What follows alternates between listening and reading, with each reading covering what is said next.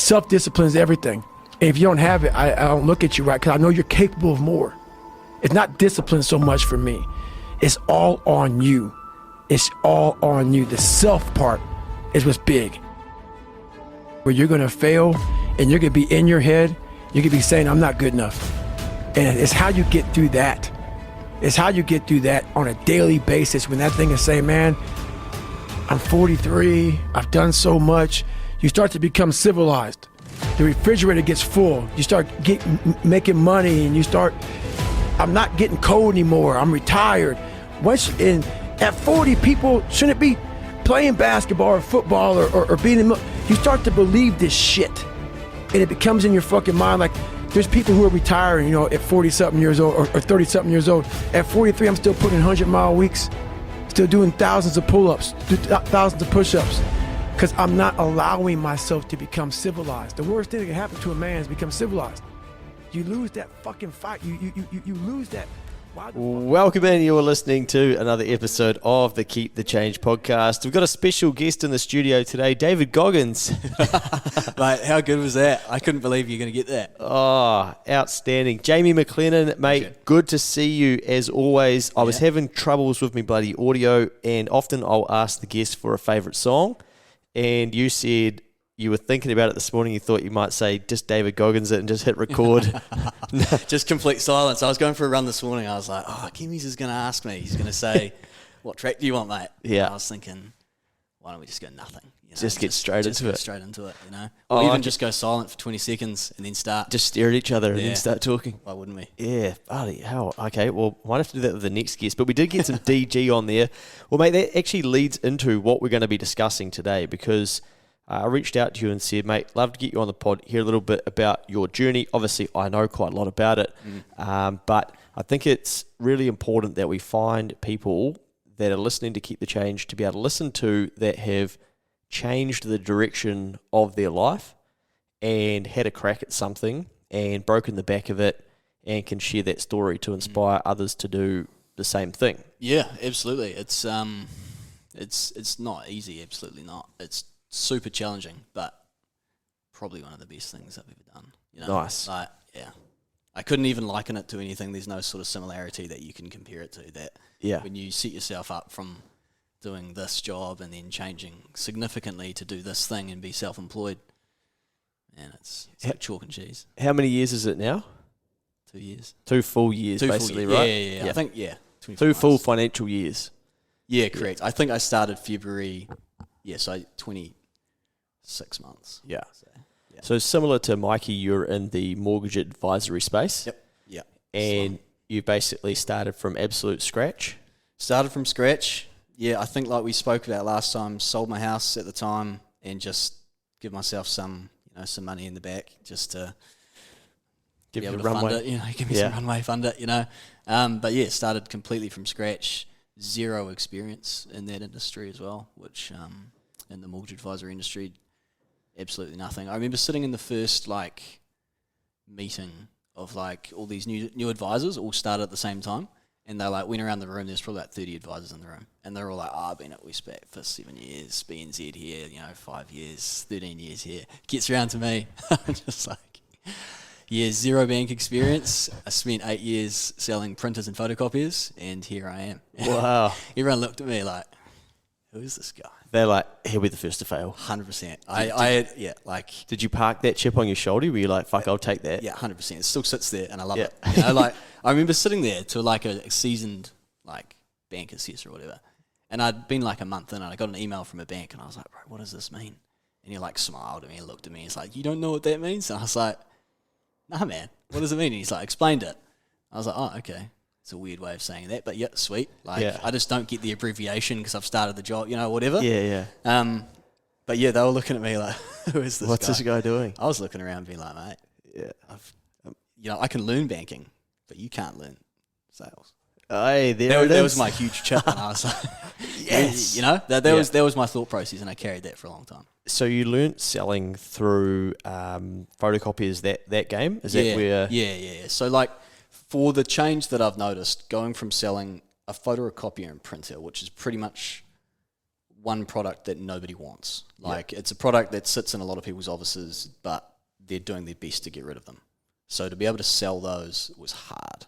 Like it's not an easy game. I've got massive respect for the people still like doing that job because it's a damn hard job. So how were you going into offices selling that? Yeah, I was just door knocking. Like it'd be a mix of door knocking and cold calling. Like I'd try and split my days up, but you'd do like 3 hours of just knocking on doors, going through like industrial parks, going through all the different businesses and stuff like that, leaving your business card, poking your head through the door, see what copier they got. It's a Xerox. Oh, cool. Let's get that information.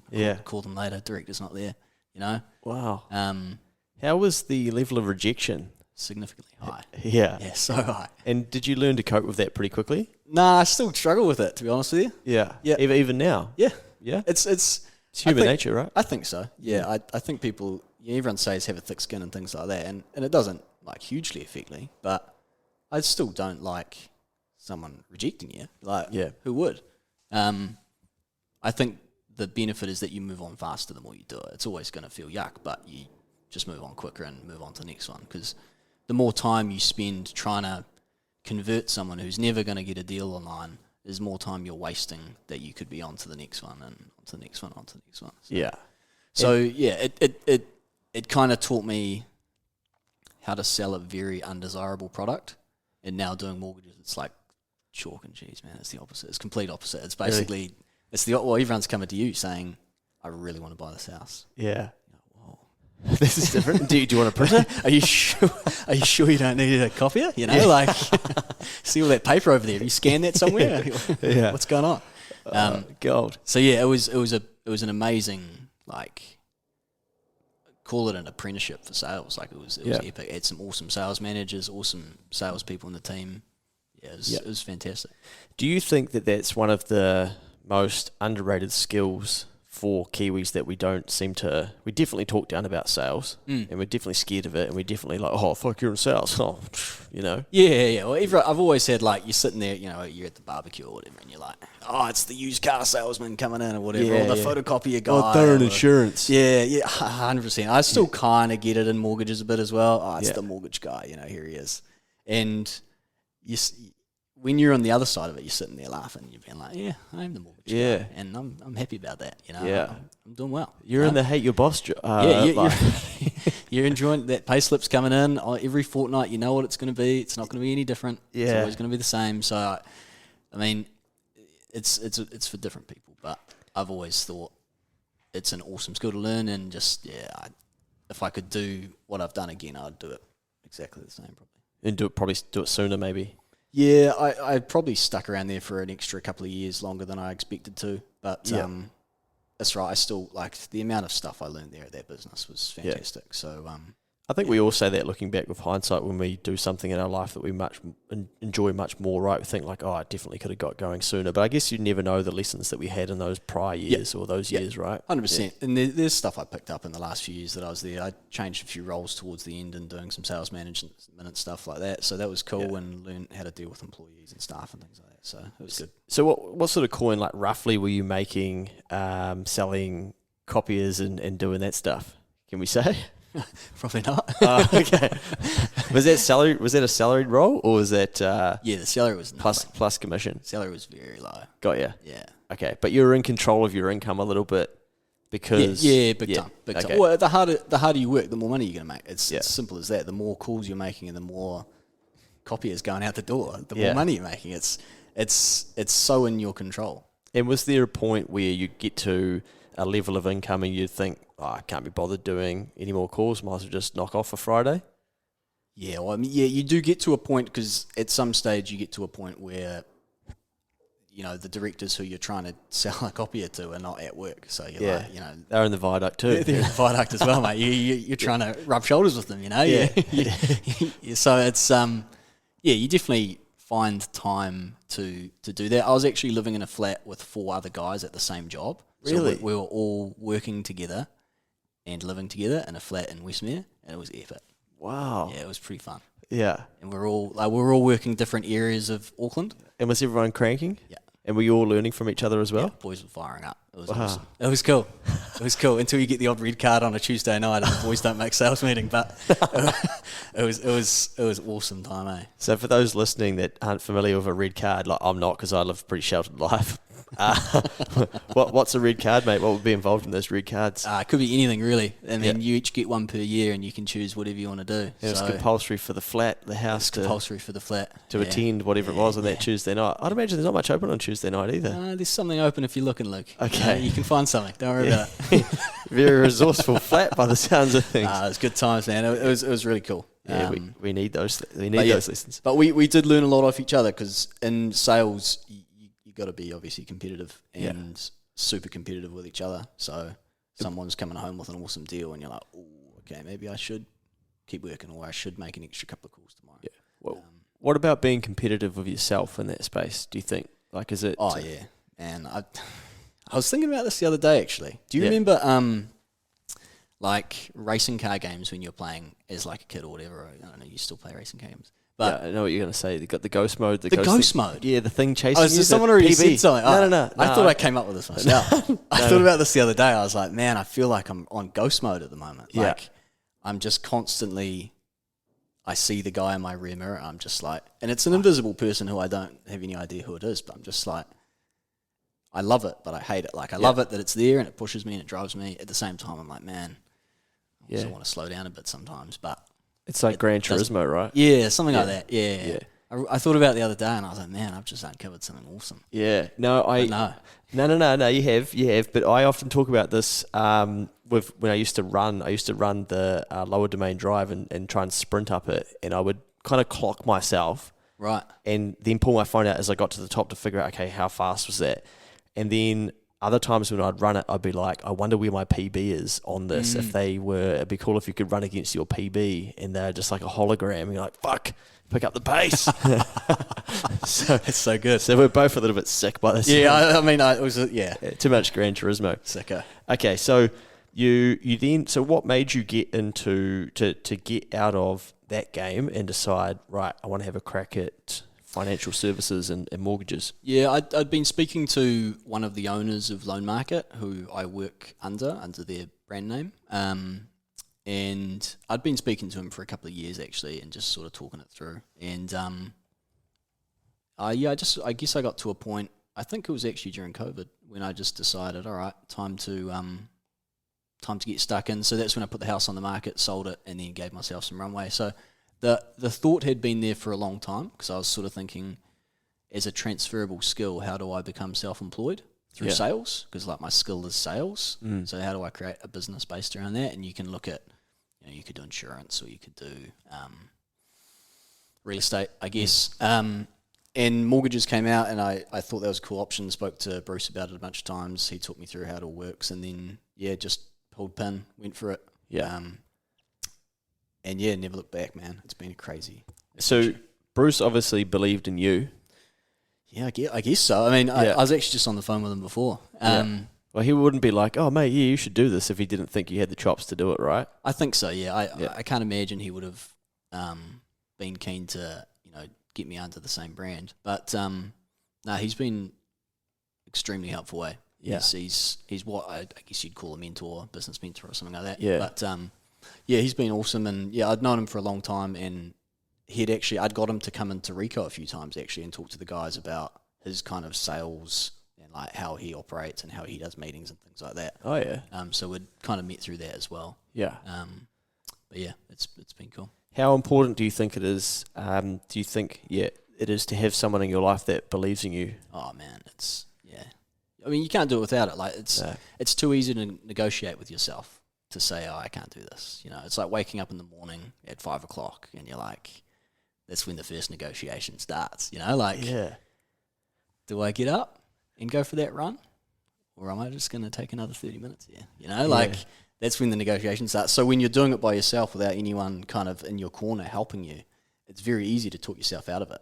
If you haven't got someone pushing you saying, do this. Because remember, the safety net is go back to your old role.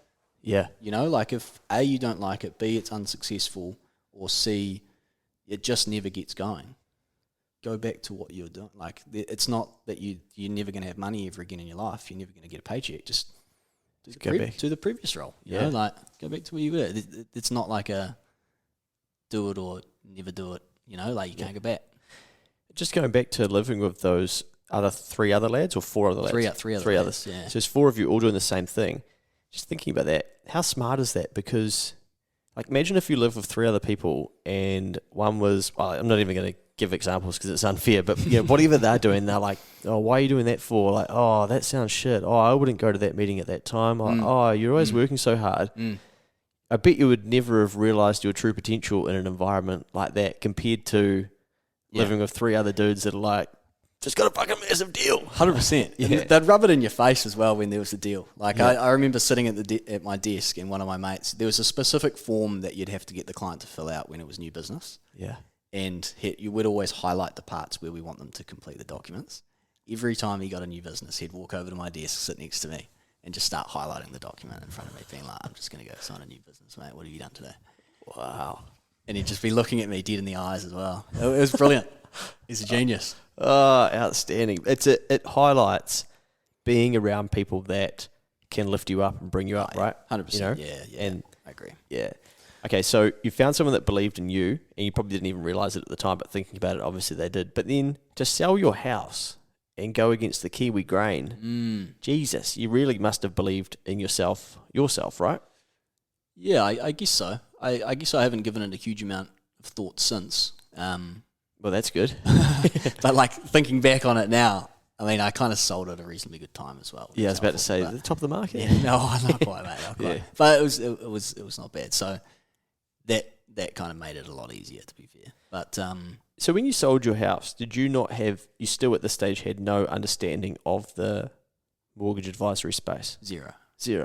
And you're like, I'm going to sell. I had a mortgage and a broker did it for me at loan market, but I barely remember the process at the time when I did it. You're like, I'm going to trade New Zealand's most sought after asset, the property, and I'm going to trade it in to have a crack at an industry I understand nothing about. Trade the house for a massive question mark, mate. Yeah, I like it. That's a lot of belief in yourself. Well, it's also not like mortgage advisory's been around for a long time, you know. So I'm not starting. It's not a startup business. It's not like a tech app. I'm not doing anything crazy that other people haven't done. So it's a business that already exists. All I need to do is just learn the process, provide a great service to the clients, and then I can use the rest of my background to bring in business. Yeah. So like, as long as I'm doing all the boxes, ticking all the compliance, getting everything done that I need to do, and learning the process, obviously, and getting my certifications and all that kind of stuff, then once I get the base knowledge, I can use my previous experience to then, you know, bring in clients. Nice. Yeah. I think that's really important because I think a lot of people assume that to clock it in business and do well, you have to find this fucking unicorn business, it couldn't be further from the truth. Like, you know, we're very similar with Next Advisory, where we were like, how can we just be better than other accountants? How can we provide a way better service? What does the market, what do they keep complaining about? How can we plug those gaps? Yeah, 100%. And that's actually a lot easier way than to try and build the sexy, I always joke, like people want to invent the fucking coffee cup that's invisible or something and has no emissions. And then you can eat it after or something. Yeah. Like, you know, like it's an eatable, invisible, you know, like... To stick to what people actually want. Yeah, and there's people out there who are that person who are going to be looking, listening and being like, nah, I've just created this epic business and I just sold it for 20 million. And you're like, awesome, like unreal, unicorn.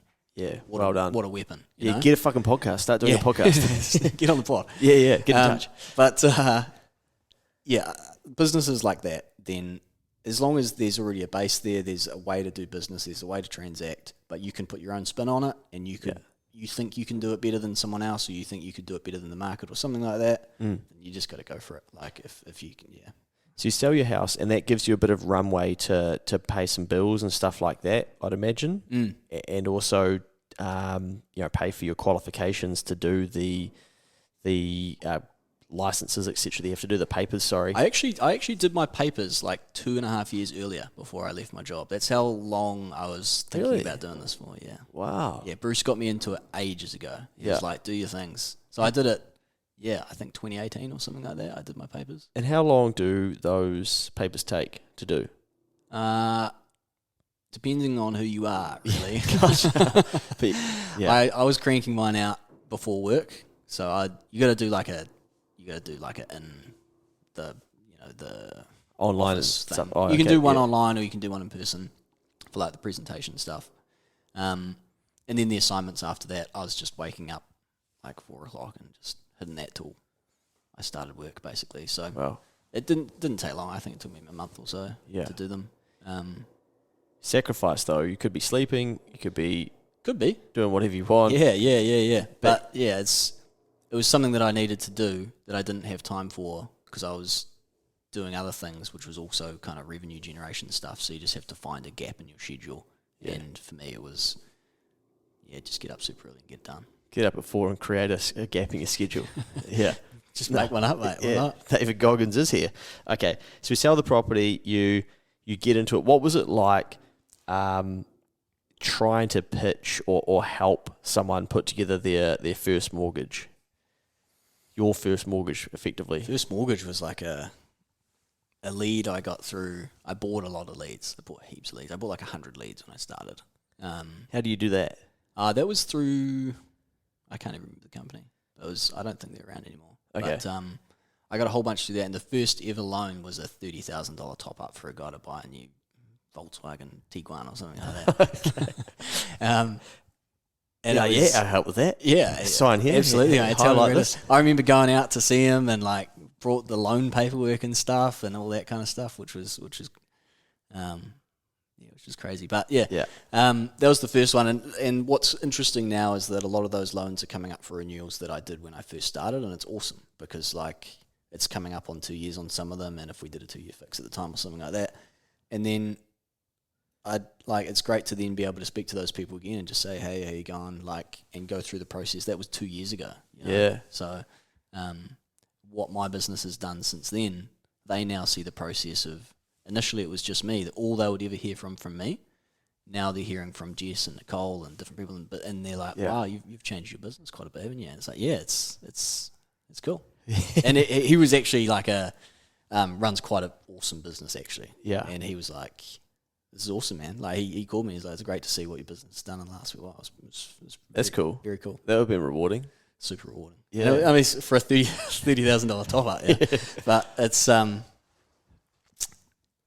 definitely creating that business from I guess nothing was definitely the first step to be like, cool, I can do this business. I remember for the longest time when I first started and I hadn't settled a loan, I was like, man, I just really want to get one done so I know the full process. And did doubt start to creep in when you were struggling to do your first one, or no? Sort of, actually. Like, I was just like, I just really want to get this first one over the line. But, no, it was fine. It was cool. We got through it pretty quickly, and from there, it's just snowball, really. Yeah. And did you, in the first full year of business, did you equal or better your income from prior to self-employment, or not quite? Nah. I still haven't, actually. So, and I didn't expect to either. Like, I forecasted to not be where I was for at least 3 years. Yep. But going into that, knowing that was going to be the case, like I'd kind of planned, this is what I'm going to make year 1, this is what I'm going to make year 2, this is what I'm going to make year 3, and all 3 of these are a significant drop to what I've currently got. Yeah, gotcha. But what's going to happen year 4, year 5, year 6, it's going to be much different. Yeah. And you're building an asset at the same time right? And I'm building the asset. Yeah. Yeah. And that's what I guess people overlook pretty easily, is that what you're building when you're working for a business is their business. They are keeping that client book of printers that I sold. You know? But now this mortgage book is my book, and I can sell it tomorrow for X amount, and I've built that over time. So and to speed up some of your growth, you've also brought books, right? Yep. 4 now, actually. Wow. Yeah. And they've all been really different in different ways, different types of advisors, different locations. Yeah. And that's definitely sped up the growth significantly. Nice. But lots of business coming out of that, lots of clients to help, things like that. So it's been a fast way to kind of like, I guess my mindset on buying the books was, I did my papers 2 years before I left my other job. I need to catch back up like to where I should have been. I should really be at year 4 if I took the leap, when I first wanted to. So that's kind of where we're at now. So we're kind of like, if we can expand and grow faster and faster, then I can catch up to where I think I should have been. But I think we're pretty much there, and it's going really well. And how's it been then having to employ people and go down that path? Yeah, it's definitely been like a really cool challenge as well. There's setting up the business is one thing, but then training people to do a job that you've just learnt is tricky, but also very good as well to see them dominate. Like I was in the office, we're all in the office today, and just like it was churning through business today. Yeah, and I was like, I love this. Like all I could hear is just the keyboards, cracking, and I was like, yeah, we're on. a few phone calls coming through. Everyone's on the phone. Everyone's doing this, and I was like, this is great. This is what we're building. Yeah, nice. And when you first started, you were calling leads that you were buying. Where's work coming from these days? Yeah, actually, someone texted me today. Actually, no, I've got another advisor who started at a similar time, and we try and keep tabs on each other to see where their deals are coming from and how we can help each other, and how we can also be massively competitive with each other. But I think I had 5 leads today, 4 of them from real estate agents, and 1 was like an existing client upgrading houses. So wow. The real estate agent's been turning it on recently, which is great. It's kind of coming from all angles. It'll be from insurance advisors, real estate agents, existing clients. Referral from your current clients is probably the biggest. Yeah, trust is there. Oh, the amount of times you'll get a text or a call being like, hey, I just spoke to Luke. You just got him into his first home. I'm his cousin, or I'm his mate, or I'm his whatever. And the trust is already built. Yeah. So like you can just go straight into it. So it's when they first started coming through, that was a big eye-opener for me. I was like, man, I knew this was going to happen, but I didn't know it was going to happen this soon, and I didn't know it was going to happen with this volume. So this is real cool. Does anyone get in touch and say, hey, you help me get a copier? Can you come and uninstall it and That's a good point on business-to-business versus consumer sales, right? Yeah. Like, no, the answer is so referrals, I think in 8 years of selling photocopiers, I would have got maybe 2 referrals. Wow. Yeah. Yeah. Whereas now I'd get that per week. Yeah, that's cool. So, that's business to business, right? It's very different, and no one sits around the barbecue saying, I talked to Jamie at, he's the photocopier guy. That's not barbecue chat, that's not what happens. Yeah. But they are like, hey, what's your house worth, and how much is your mortgage? Yeah, straight on to homes.co.nz. It's classic. And what are you seeing out there in the market at the moment? So most of your clients be Auckland based, but you've got some around the country? Mostly. We got a bit around the country as well. It's kind of a mix. There's a lot of people definitely starting to feel the pinch. I think for the longest time people have been saying that these rates are going to roll off onto these high rates, and I feel like I've been hearing that for ages, like 12 months, Yeah. The rubber's hitting the road at the moment. It's definitely people, not so much existing clients, but more new clients coming to us with refixes, doing their refix on their mortgage, and they're like, oh, yeah, we kind of knew this was coming, but we didn't do anything about it. I'm like, okay, yep, that's cool. Let's come up with a plan. How are we gonna go through this? So we've been doing a lot of that recently, and there's definitely been some people who are a bit worried about what their payment's going to be, but we can talk through options and budgeting and that kind of stuff and see what we can do. And the banks, the banks want to help as well, so they're doing interest only, holidays, what have you, all those kind of things. They probably don't want a whole lot of mortgagee sales either, No. So it's they're helping out too. So there are some tough situations out there, but we're managing them at the moment. And are those people, are they quite stressed by the time they're having those convos with you? Oh yeah, I don't know why a lot of people have. I don't want to generalize, but it's like people have known the rates are going up for a long, long time, but just haven't done anything about it. Like until it actually happens. Yeah, it's like, oh yeah, I'm now going from 2.5% to 6.5%, 4%. This is real. This is a real change because they suddenly see on their app that they can now fix for 6.5, and the payment's now like a lot more than they used to have. So it's becoming a lot more of a reality to a lot of people. Yeah. So yeah, it's a lot of easing the pain, easing the stress, being like, yeah, okay, we can handle this, we can work through a plan. A lot of people just haven't had advice, and they haven't, like the thing comes up every year to refix their loan, and they just choose 12 months or 18 months or something like that. So we've had a lot of people recently being like, well, usually I just fix it online. It's been great to actually understand what's going on here, what you think's going on, what's happened with the OCR recently, all these things. So I think people are just looking for good advice at the moment, eh? Like, yeah. I think it's going to be manageable for those people that I've talked about, but just the confidence I think they've now got in speaking to someone and, like, getting it off their chest a bit, has been pretty helpful.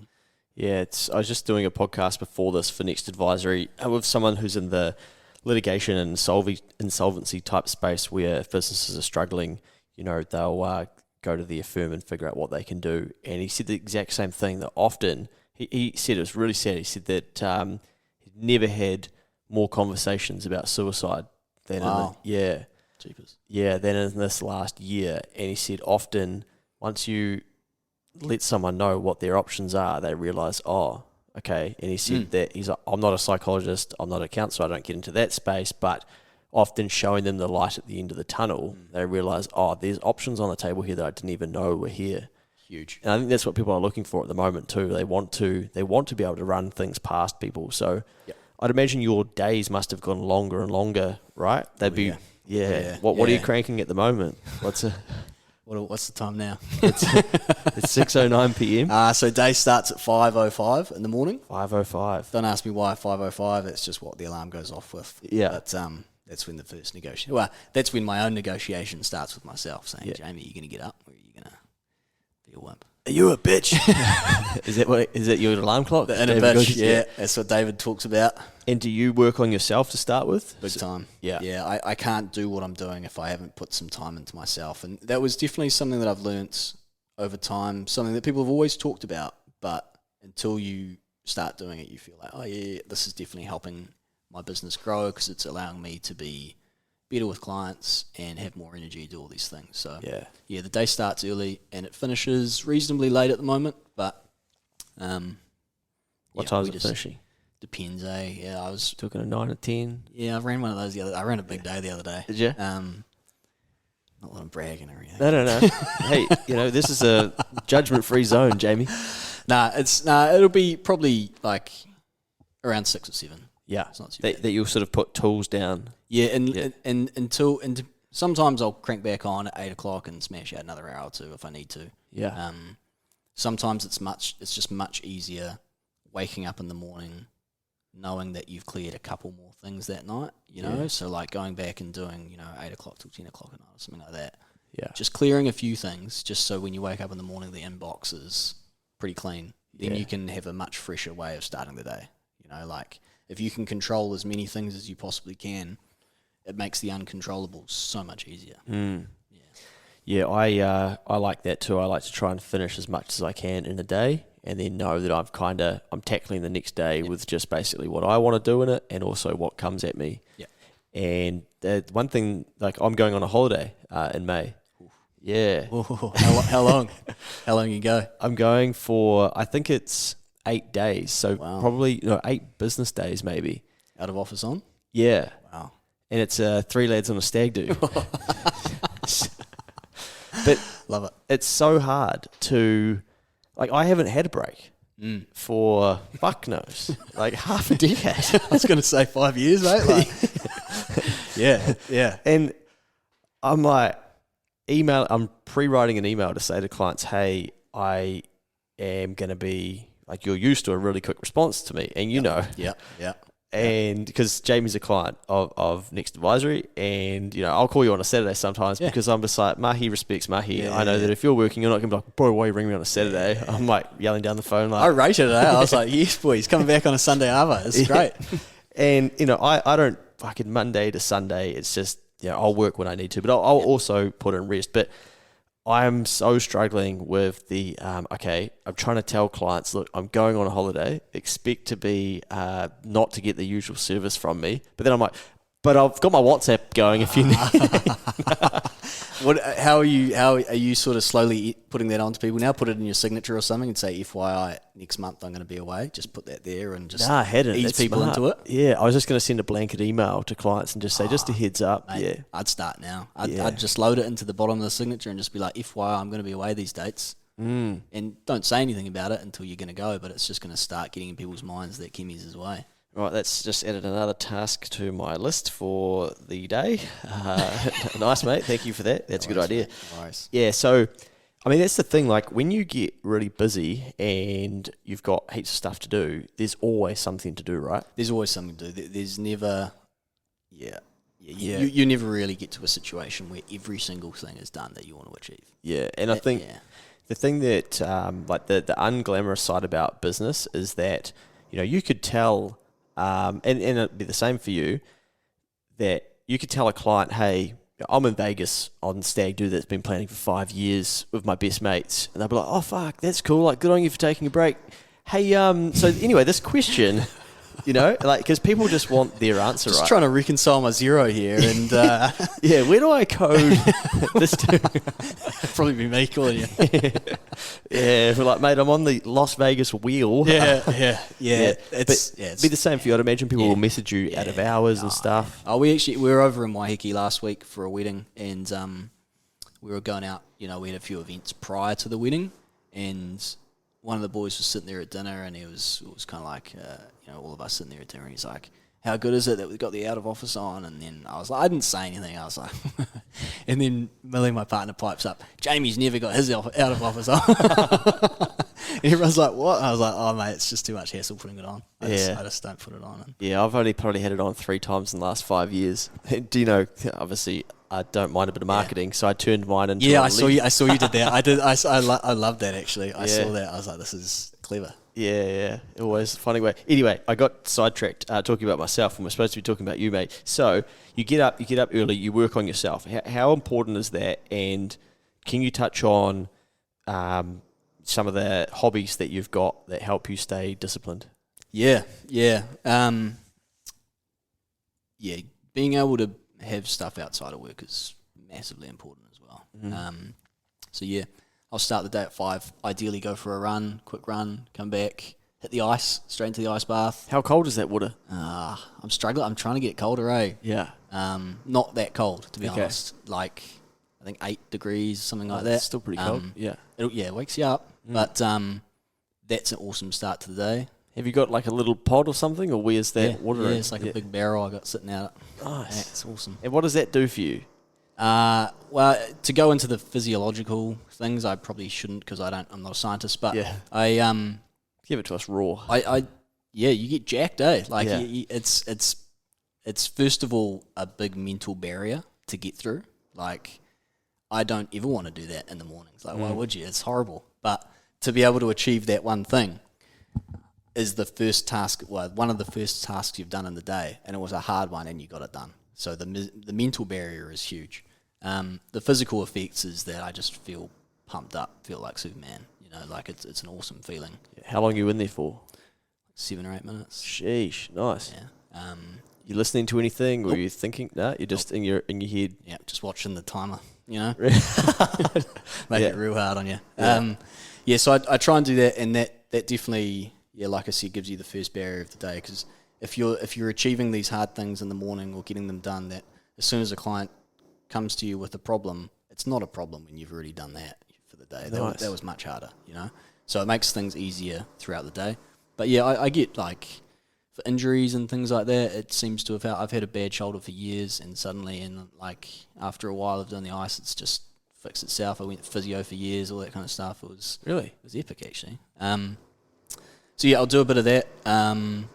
Do some running, like I said. I've now done a bit more work at the gym. Got a gym trainer as well. That helps. Wow.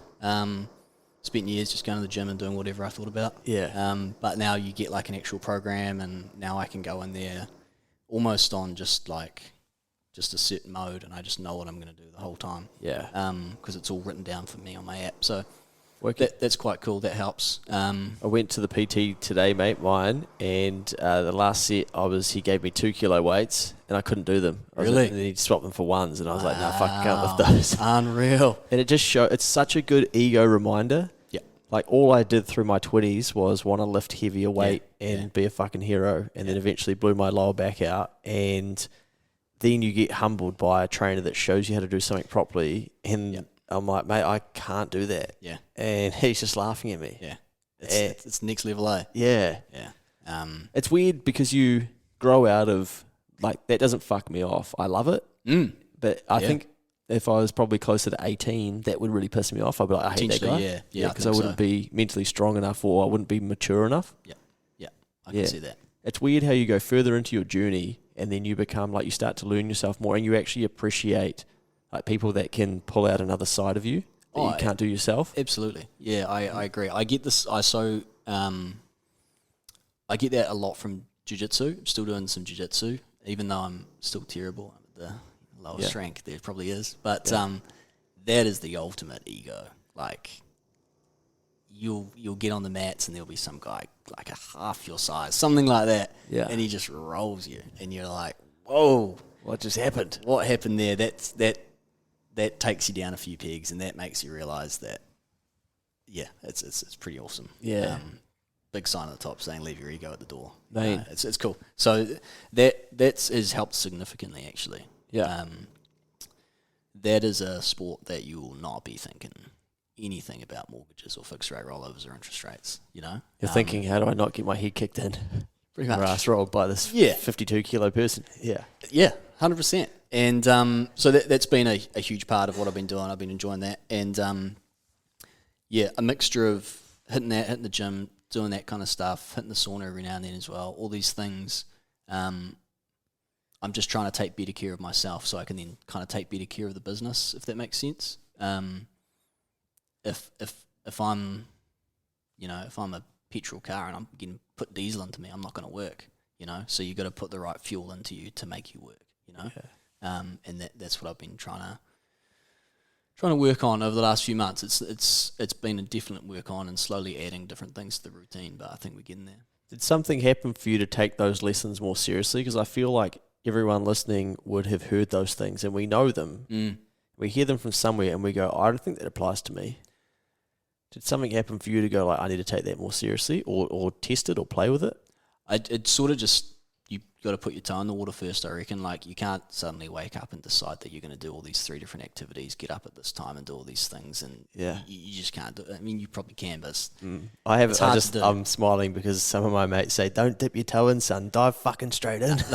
I did the opposite, Like, I had to slowly work these things into it to make it part of routine. Otherwise, you're going to do it for 2 weeks and then stop. Yeah, I reckon you've got to, like, layer them in almost. That's exactly what I've had to do. And even with waking up at 5 o'clock, man, that was so hard at first. And it's still not easy, but I just sort of had to slowly get into that routine. And now I know that on certain days, that's what time I have to wake up, which makes my negotiation in the morning with myself better, because I know that's part of my routine now. So on a Thursday morning, it must be 5 o'clock. It can't be, 5:30.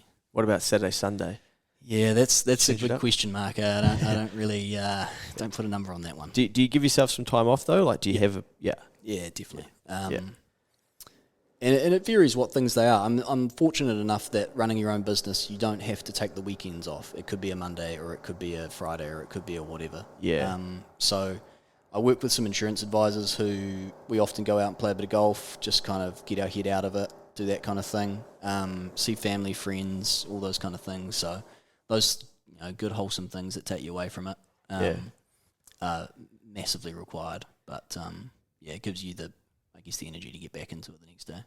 You said earlier that things are getting harder out there for people, and it almost seems like you've got a correlation between you looking after yourself more so that you can look after, you say, your business, but really that's about looking after your clients and more people. Yeah, 100%. Like, if I can't take care of myself well and have my mind clear and ready to go when I'm giving people financial advice, then what good am I, So having my emails cleared up, doing all these things in the morning, the clothes that I'm wearing are on a subscription. I just Yeah. get them sent to my house. Shout out to As You Were. All about As You Were. Yeah. You know? You're looking good, mate. You're looking Appreciate sharp. it, mate. Appreciate Yeah. it. All of these Smart. things mean that I don't have to make decisions that are gonna, get into my head. Yeah. So it means that when I get to helping clients, all these things are done. All these things that I can control, I've controlled already. So I'm starting the day with all these things ticked off my list, which means that my head is clear to help my clients. These are the 1%ers that people don't see. Hey. It's a lot of 1%. Yeah, and So you many chase them 1%ers, yourself. yeah. Yeah. Like, okay, I'll get a subscription clothing set so that you don't have to decide what to Yep. wear. Like, Yeah, or I'll get a gym trainer with a program. Yeah. Or I'll get a gardener so I don't need to mow the lawns. These kind of things. have you seen Fed, F-E-D, which is basically like pre-made meals, but by a chef? I posted about this yesterday on Really? Instagram. Yeah, I come across it at a baby show of all places. Love it.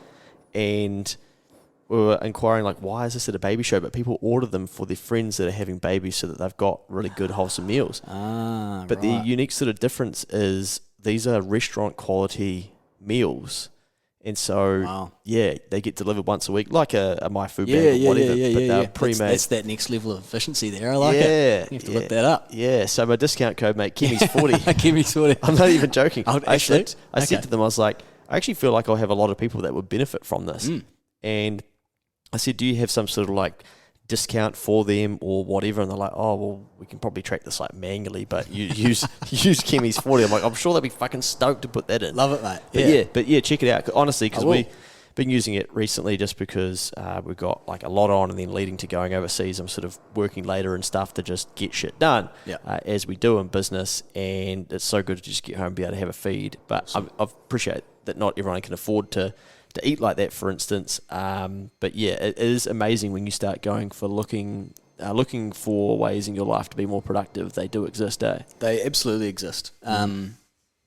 It's about finding them. It's about knowing that they're there as well. Like, it's about knowing that these 1%ers are available and you could do this. It's not always easy to go through your life and find efficiencies. You'll listen to other people talking about it and things like that. So that's definitely, that's Kimmy's 40, you reckon? Is that what it is? Yeah, that's it, mate. All right, cool. Yeah, Nice. search them up on Instagram. Go to or As You Were, online. mate. Jamie 35. Yeah. They'll love it. 35% off. How good? Gee, that's cheap. What advice would you give somebody, or not advice, but what would you tell somebody who doesn't think it's possible to get into the top tax bracket of New Zealand? It's I guess it's just backing your skill set, right? So like, if you've got a skill set that you know is good, and you know that you can, push it, and you know that you're passionate about it and all that kind of stuff, then you've got to back yourself. Like, no one's going to do it for you. If it was easy, everybody would do it. I say that all the time. Yeah. Like, that's my, I'm sitting there in the ice in the morning. It's 5 o'clock, and I'm like, if it was easy, everyone would do this. But it's the same thing. If it was a very easy thing to do, everybody would be doing it. So you got to back your skill set and do it, and I guess find where you can make a difference where other people aren't. Or if you're not going to do that, do exactly what they're doing, but do it better. But work harder, get in more clients, do more things. It's all very doable. I guess you just need to find what makes you tick and then apply yourself to that. Well, I was about to ask, so why do you want life to be hard when it could be easy for you? What is that? There's a guy called Jay Alderton says it all the time. Hard life, easy things, hard life. Mm-hmm. Hard things, easy life. Yeah, nice. Yeah. Yeah. Do all the hard stuff, life's easy. Yeah. Like, yes. Yeah, not always easy, but yeah. And so, And do the easy things, and and life becomes harder. Take the easy way out all the time. yeah, And it's going to be tricky. Yeah. But if you get the hard things done, everything else much easier. I really like that concept you said earlier about, when you're sitting in the ice, for instance, or going for the run or negotiating with yourself to get up, and you win that battle, you tick a victory off straight away, it just flows on into the day, eh? You get your momentum. You're winning. You're winning straight away. You started winning. Yeah. It's awesome. And If you sleep in and you miss and you don't negotiate with yourself, and you wake up at 6 or 6:30 or way past your thing, you started losing. You're off to a bad start, and it's going to carry through your day. I always remember the stat that I think's made up, but I remembered it, and so then it drove me. And it was when I was getting into the gym in my 20s and stuff, it was basically, if you skip a gym workout, you're 40% more likely to skip the same workout the following week. I remember learning that thinking, fuck, better not skip this workout then, Yeah. But it might not even be true. It might it can't it's be worked, 40%. right? Because it ends in 0. So it can't be a flat 40%. But it's worked though, right? Yeah. And it's memorable, and it's something that keeps you going back. Right? Yeah, and it's definitely I notice it where if you don't if you skip on something you should be doing, it's almost like the devil on your shoulder is got you, motherfucker. Yeah, I win. Let's go again next week. Yeah, and you know that you're on the back foot. Yeah, and it's going to be even harder. So yeah, it's one of those things where you start stacking up these 1%ers like you're talking about, and all of a sudden life does get a bit easier, and people start asking you, oh, how do you get all of that done? And you're like, oh, fuck, actually, where do you want me to start? Yeah. And it's not and then you say, oh, actually, I my clothes are on a subscription, so I don't have to make that decision. People are like, oh, that's a bit extreme, mate. You're like, oh, that's actually one of the 16 things that I've just... mate, this is just the first, wait until you hear about my cleaner and my gardener, it's much different, Yeah. I don't have a cleaner and gardener, but it's... one day, I'd imagine. Yeah, one day. So have you, you haven't dug back into the property market and been tempted to buy again? Nah, not yet? really. As you know, most of the money is going straight back into the business. Yeah. And I'm pretty happy with doing it that way. I think it's going to keep going that way. As much as I like property and it's what my business is based around, it's not the right decision for me as the place that I'm personally in right now. So that's not a goal for me currently. You've remained very diligent to stay without much lifestyle creep and stuff like that from what I've picked up, right? So you haven't, as you've earned more and stuff, it seems like you've gone, nah, I'm on a mission to keep growing this. I'm not going to just go and take some extra days off and have the big weeks in the viaduct and shit and just blow heaps of the cash and then shout bloody all the lads onto a boat or something. You don't do any of that dumb shit by the seams. I've just been giving I just don't give myself much of a pay rise, to be honest. Here's my personal account, here's my business account, and I get paid from the business, obviously, and I could give myself a pay rise. I just don't. So if I don't have that money to spend, then I don't have that money to spend, I just have to see it. Although I'm the shareholder and director, it's effectively my money, but I just don't look at it as my money. It's not my personal money. I can't take it. Oh. It's my. I have to go see my accountant for a pay rise. So I need you to sign off, mate. So yeah, maybe that's I good would. discipline. Yeah, that's very good discipline. It didn't happen out of plan, and I've actually never thought about it until right now that you've said it. Okay. To be honest, so that wasn't. Yeah, well, you need to pay yourself less. Yeah, I probably will actually. Nah, it's bloody good to see, mate. Very, very impressive. It's it's. I think it's really important that people have other people to look to, no matter what industry they're playing around in and having a crack at, but to see that you can completely change the direction of your life and have a crack at something, but then remain so disciplined along the way whilst doing it too, and then try and keep evolving into a different person so that you're capable of even more. But even to have the awareness to acknowledge, okay, things are going to get harder. That means I should probably get harder on myself so that I can make other people's lives easier. Absolutely. Like if I start off, my first couple of calls of the day and I missed my alarm going off in the morning, I didn't hit my routine, I didn't have breakfast at the time that I was wanting to, and my email is just filled with emails, it's not going to be as good of a call as it could be if I had everything sorted out. I could do a better job, I think. Yeah. So I feel like it's my responsibility to do all these things right so I can provide the best service to my clients. Bloody good, mate. All right, any last words of wisdom to help people get through this contractionary/recessionary time? I'm trying to think of some sort of David Goggins quote. Right, I've got a mate down in the Bay who's like a huge fan. Yeah? He's done, I think he set some challenge for himself a long time ago. He's done, I think it's almost 700 days of doing a 5K run every single day. And he's done a couple of ultras now since then, and he just got massive into the Goggins stuff, and he's a weapon. Does he listen to it when he goes running? Nah, silence. Yeah. Okay, really? Silence. Wow. Yeah. It's cool. Do you tune into quite a bit of Goggins and stuff like that? Not really, to be honest. Oh, yeah. I just know he does because he texts me every now and then saying, stay hard. I'm like, love it, mate. Or even it's just SH, random text in the middle of the night. I'm like, I love this guy. Wow. Yeah, I love building a bit of a playlist of these different types of people and hearing how they think, the things that they're going through. I listened to a bit of Jocko Willink, who's he's got some good stuff. Been enjoying some of that stuff, but the other thing is there's just so much motivational content out there. Yeah. You know, like my algorithm now on Facebook Reels is just like all epic sports players with quotes. You know? It's cool, eh? And dog videos, you know, like Dog videos, yeah. That's all that's coming through to me, and it gives you huge inspiration. And I send them to other people, and I share them and things like that. Like there's so much content available to be able to help with these 1% things. Yeah. You've obviously tailored those platforms to give you that sort of content too, right? Yeah. Not just accept bullshit. Without planning to, I guess, yes. But now all I get is like Kobe Bryant talking about how he's a weapon, which is epic. Yeah. And then I'll get like a couple of dog videos. Dog videos, dog that's training good. videos. I'm sure Millie would be glad to know that it's dog videos and not some of the other videos that can pop up on those Could be social media anything there, mate. sites. 100%. Yeah. 100%. Nah, that's good. Thanks for coming in, mate. It's been outstanding, and I'm sure there's a number of gems in there, and hopefully this can be the catalyst for, you know, even if it's just one person to really have a crack at their journey and their skill set and back themselves. Let's do it. Yeah. Know that Get in there. Yeah, that they should believe in themselves and rip into it. And in the meantime, maybe they need someone like David to remind them to do that. Let's do it. Nice. Turn it up. You want to be uncommon amongst uncommon people. Period.